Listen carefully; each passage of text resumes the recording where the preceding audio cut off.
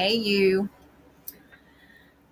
Well, as you can see, one of my kitties is on my lap. So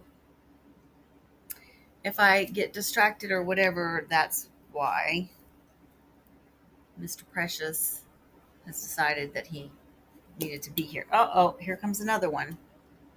You want up here too? Oh, my goodness. All right.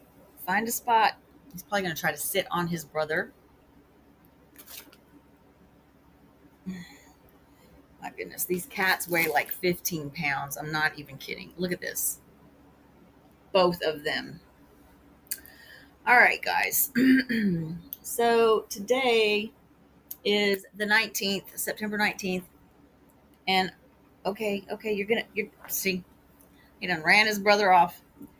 Yeah, he does that to both the cats. He just comes and makes himself at home. All right, anyways, enough of the cat distractions. My little sweet. I love them so much. All right, so like I said, it is September 19th. We are on day 263. We are going to be reading out of the book of Isaiah, chapter 30, verses 12 through 33 to chapter 12. And I'm just going to jump right in. Hold on. My throat is starting to really hurt.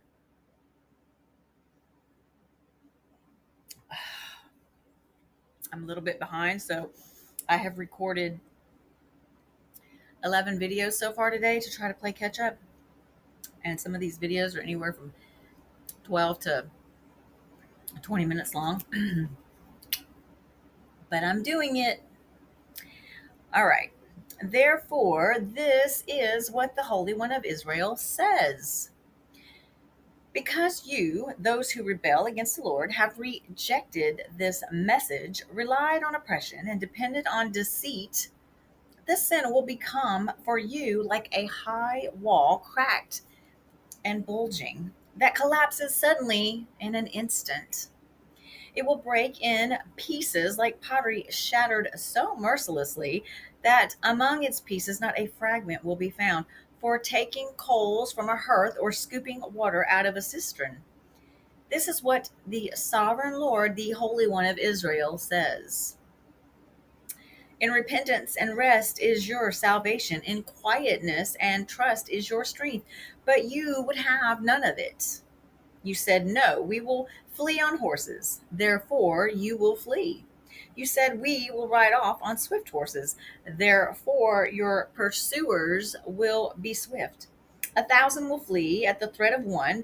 At the threat of five, you will all flee away, till you are left like a flagstaff on a mountaintop, like a banner on a hill. Yet the Lord longs to be gracious to you. He rises to show you compassion. For the Lord is a God of justice. Blessed are all who wait for him. O people of Zion who live in Jerusalem, you will weep no more. How precious he will be when you cry for help. As soon as he hears, he will answer you. Although the Lord gives you the bread of adversity and the water of affliction, your teachers will be hidden no more. With your own eyes, you will see them. Whether you turn to the right or to the left, your ears will hear a voice behind you saying, this is the way, walk in it. Then you will defile your idols overlaid with silver and your images covered with gold. You will throw them away like a minstrel cloth and say to them, away with you. He will also send you rain for the seed you sow in the ground, and the food that comes from the land will be rich and plentiful. In that day, your cattle will graze in broad meadows. The oxen and donkeys that work the soil will eat fodder and mash, spread out with fork and shovel. In the day of great slaughter, when the towers fall, streams of water will flow on every high mountain and every lofty hill. The moon will shine like the sun, and the sunlight will be 7 times brighter, like the light of 7 full days, when the Lord binds up the bruises of his people and heals the wounds he inflicted. See, the name of the Lord comes from afar with burning anger and dense clouds of smoke. His lips are full of wrath, and his tongue is a consuming fire. His breath is like a rushing torrent rising up to the neck. He shakes the nations in the sieve of destruction. He places in the jaws of the peoples a bit that leads them astray. And you will sing as on the night you celebrate a holy festival. Your hearts will rejoice as when people go up with flutes to the mountain of the Lord, to the rock of Israel. The Lord will cause men to hear his majestic voice and will make them see his arm coming down. With raging anger and consuming fire, with cloud burst, thunderstorm, and hail. The voice of the Lord will shatter Assyria. With his scepter, he will strike them down. Every stroke the Lord lays on them with his punishing rod will be the music of tambourines and harps. As he fights them in battle with the blows of his arm, Topeth has long been prepared. It has been made ready for the king. Its fire pit has been made deep and wide. With an abundance of fire and wood, the breath of the Lord, like a stream of burning sulfur, sets it ablaze. Woe to those who go down to Egypt for help, who rely on horses, who trust in the multitude of their chariots and in the great strength of their horsemen, but do not look to the Holy One of Israel or seek help from the Lord. Yet he too is wise and can bring disaster. He does not take back his words. He will rise up against the house of the wicked, against those who help evildoers. But the Egyptians are men and not God. Their horses are flesh and not spirit. When the Lord stretches out his hand, he who helps will stumble. He who is helped will fall. Both will perish together. This is what the Lord says to me. As a lion growls, a great lion, over his prey, and though a whole band of shepherds is called together against him, he is not frightened by their shouts or disturbed by their clamor. So the Lord Almighty will come down to do battle on Mount Zion and on its heights. Like birds hovering overhead, the Lord Almighty will shield Jerusalem. He will shield it and deliver it. He will pass over it and will rescue it. Return to him, you have so greatly revolted against, O Israelites. For in that day every one of you will reject the idols of silver and gold your sinful hands have made. Assyria will fall by a sword that is not of man, a sword not of mortals will devour them. They will flee before the sword, and their young men will be put to forced labor. Their stronghold will fall because of terror. At sight of the battle standard, their commanders will panic, declares the Lord, whose fire is in Zion, whose furnace is in Jerusalem. See, a king will reign in his righteousness, and rulers will rule with justice. Each man will be like a shelter from the wind and a refuge from the storm, like streams of water in the desert and the shadow of a great rock in thirsty land. Then the eyes of those who see will no longer be closed, and the ears of those who hear will listen. The mind of the rash will know and understand, and the stammering tongue will be fluent and clear. No longer will the fool be called noble, nor the scoundrel be highly respected. For the fool speaks folly, his mind is busy with evil. He practices ungodliness and spreads error concerning the Lord. The hungry he leaves empty, and from the thirsty he withholds water. The scoundrel's methods are wicked. He makes up evil schemes to destroy the poor with lies, even when the plea of the needy is just. But the noble man makes noble plans, by noble deeds he stands. You women who are so complacent, rise up and listen to me. You daughters who feel secure, hear what I have to say. In little more than a year, you who feel secure will tremble. The grape harvest will fail, and the harvest of fruit will not come.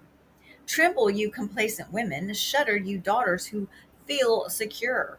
Strip off your clothes, put sackcloth around your waists. Beat your breasts for the pleasant fields, for the fruitful vines, and for the land of my people, a land overgrown with thorns and briars. Yes, mourn for all houses of merriment, and for this city of revelry. The fortress will be abandoned, the noisy city deserted. Citadel and watchtower will become a wasteland forever, the delight of donkeys a pasture for flocks, till the Spirit is poured upon us from on high, and the desert becomes a fertile field, and the fertile field seems like a forest. Justice will dwell in the desert, and righteousness live in the fertile field. The fruit of righteousness will be peace. The effect of righteousness will be quietness and confidence forever. My people will live in peaceful dwelling places, in secure homes, in undisturbed places of rest. Though hail flattens the forest and the city is leveled completely, how blessed you will be, sowing your seed by every stream and letting your cattle and donkeys range free. Woe to you, O destroyer, you who have not been destroyed. Woe to you, O traitor, you who have not been betrayed. When you stop destroying, you will be destroyed. When you stop betraying, you will be betrayed. O Lord, be gracious to us. We long for you. Be our strength every morning, our salvation in time of distress. At the thunder of your voice, the peoples flee. When you rise up, the nations scatter. You plunder, O nations, is harvested as by young locusts. Like a swarm of locust men pounce on it.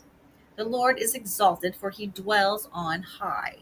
He will fill Zion with justice and righteousness. He will be the sure foundation for your times, a rich store of salvation and wisdom and knowledge. The fear of the Lord is the key to this treasure. Look, their brave men cry aloud in the streets. The envoys of peace weep bitterly. The highways are deserted. No travelers are on the roads. The treaty is broken. Its witnesses are despised. No one is respected. The land mourns and wastes away. Lebanon is ashamed and withers. Sharon is like the Arabah, and Bashan and Carmel drop their leaves.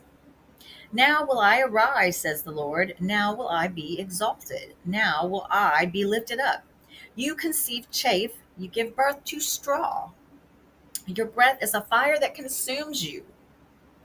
The peoples will be burned as if to lime, like cut thorn bushes, they will be set ablaze.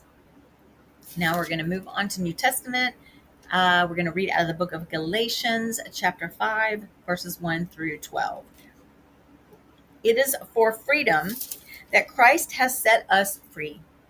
Stand firm, then, and do not let yourselves be burdened again by a yoke of slavery. Mark my words, I, Paul, tell you that if you let yourselves be circumcised, Christ will be of no value to you at all. Again, I declare to every man who lets himself be circumcised that he is obligated to obey the whole law. You who are trying to be justified by law have been alienated from Christ. You have fallen away from grace.